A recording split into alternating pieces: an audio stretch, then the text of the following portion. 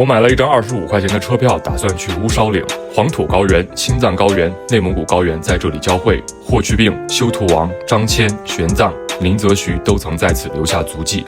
我想亲眼看看这个传奇的地理坐标。在武威买到安门的车票，提前跟司机说在乌梢岭下，实际上坐的是武威到天柱的车。这趟车每天都有好几班，但也不是每个时刻都有，建议提前打电话问下客运站，不然会像我一样等了1个多小时才出发。然后在202县道旁边下车就是乌梢岭景区了。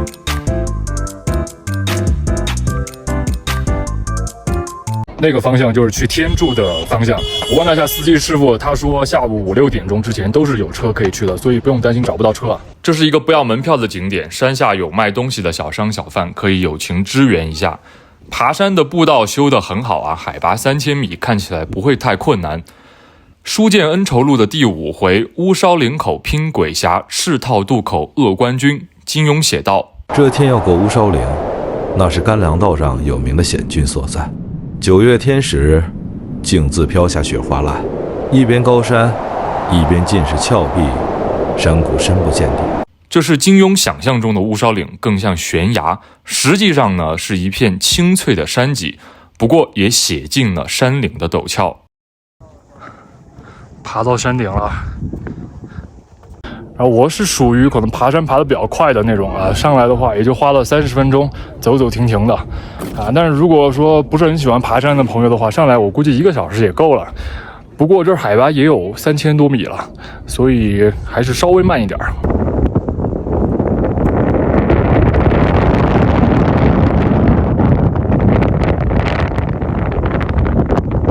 这个位于最高点的三棱锥上标出了乌梢岭最重要的地理意义，3大高原交汇处。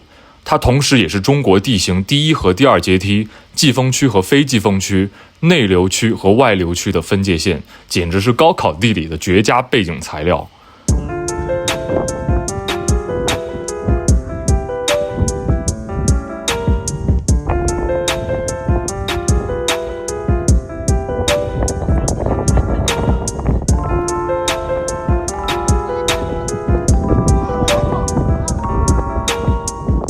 现在可以沿着这个步道走下去啊，咱们不走回头路了。我觉得我眼前的这片草地啊，特别适合搭个帐篷野餐。我去，这儿的羊可不简单啊！这儿的羊可是内蒙古高原、青藏高原、黄土高原交界处的羊。乌梢岭这个地方虽然说是属于天柱，但它离鼓浪其实也很近。刚刚来的时候我就收到鼓浪县给我发短信说，鼓浪是甘肃省的羊产业第1名，说明这个地方的羊肯定特别好吃。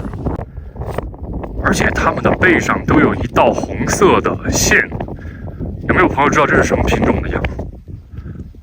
为什么它们的背上都有一道这样的杠？不看到这牌子，我真的不知道这个是明长城，大概就是这个土堆，就是明长城。啊，从远处看能够看到一点儿当年长城的起伏，是不是？现在回到起点了，上去然后下来的话，大概就花了1个多小时。上去时间比较短，但是下来的话绕了一大圈。所以花了点时间。好，现在就站在路边拦车了。那边的朋友是去武威的，去武威的车来了。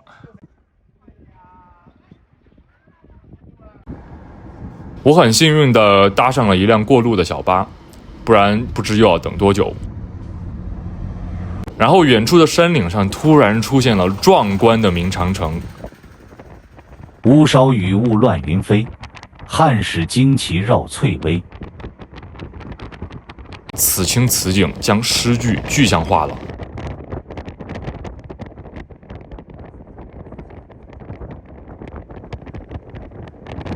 来到天柱了，顺便看看华藏寺，但是寺庙好像在维修。天柱这个县城里面啥也没有，就有一个华藏寺，而且还在修，所以我就直接来到这个天柱高铁站，准备坐高铁回兰州。我看这个天柱高铁站真的修得非常漂亮，按照旅游景区的标准修的。看啊，这儿首先就是一个铜牛，国家一级文物。不知道这个铜牦牛现在在哪儿啊？应该是不是在天柱的博物馆里边？绿色天柱青藏之眼，我们刚刚也说过啊，这边它处于青藏高原、黄土高原、内蒙古高原的交界地带。然后天柱这边呢，是不是就进入青藏高原的一个门户？车站前面有一个巨大的广场。如果这个中间有一个喷泉，那个味道就更对了，感觉很适合大姐大妈们晚上来跳广场舞。